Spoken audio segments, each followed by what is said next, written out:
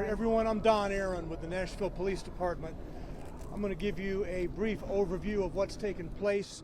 There will be a subsequent news conference at the same spot very soon with Chief John Drake and others.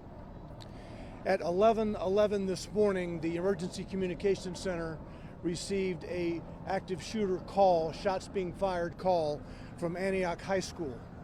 From the investigation to this point, we know that at 11:09 a.m., a person who has been identified as a 17-year-old, armed with a pistol, fired multiple shots in the cafeteria of the school. The individual wounded two other students, one of them fatally, before shooting and killing himself. There is no danger at the school. The police department's SWAT team has cleared the building. We have identified the shooter, again, as I said, a 17-year-old, and the investigation is advancing now. One of the persons that the 17-year-old shot, a female, was transported to Vanderbilt University Medical Center and is deceased. A second individual wounded, also a female, has what is being described as a graze wound to the arm, and she is in stable condition at Vanderbilt. This investigation is being led now by the police department's homicide unit, and there is quite a bit of work to be done. That's all I have at this moment. I have no names to give you of the individuals yet. As we have already issued on social media, we have a family assistance center at Ascension across the street from us. There are a lot of school buses at Antioch, and those school buses are going to be transporting the students to this lot across from us here at Ascension. The initial plan was that even car riders would be transported by school bus just up the street to this family assistance center. We want to make sure that the entire campus is stabilized, including the parking lots, before we would release any vehicles of students who drove to school today. All right, I can take just a couple of questions before we go back to the scene, and again, there'll be more from this same spot in a brief time. What SROs were on duty, and did they intervene at all? There were two SROs in the building.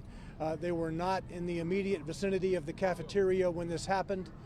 By the time the SROs got down there, the shooting had stopped and the shooter had shot himself. Does this school have any metal detectors or weapons detectors? I will let the school system answer that definitively. I did not see any metal detectors in the building, but that's a school system issue to address. Vanderbilt told us a third student was taken in for an eye injury. Do we know anything more about that? There is a male student who has some type of a facial injury. It's not a gunshot injury, and I'm not sure if he fell or what was the cause of that, but there is another male student being treated at Vanderbilt who does not have a gunshot wound. He has some type of a facial injury, the cause of which I'm unsure about. We spoke to the family of one of the victims. They only speak Spanish. Are there any resources available for these families that are being offered to them now? And can you confirm the ethnicity of the other victim who is also in the hospital?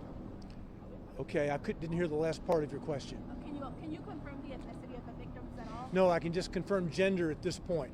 The two gunshot victims who were taken to Vanderbilt are female, one of whom is deceased, and the shooter is male, and he's African American. Have the families been notified of their children's injuries and the death of that student? That has taken place or is taking place. Do we know any ages? We know that the shooter is 17. I don't have ages for you on the two gunshot victims at this point. Do you know where the gun came from, or? No, all of those questions will be a topic for the homicide unit to delve into. Do we have a motive yet? No. All right, that's what we have for now. We'll be back here shortly with more. Thank you.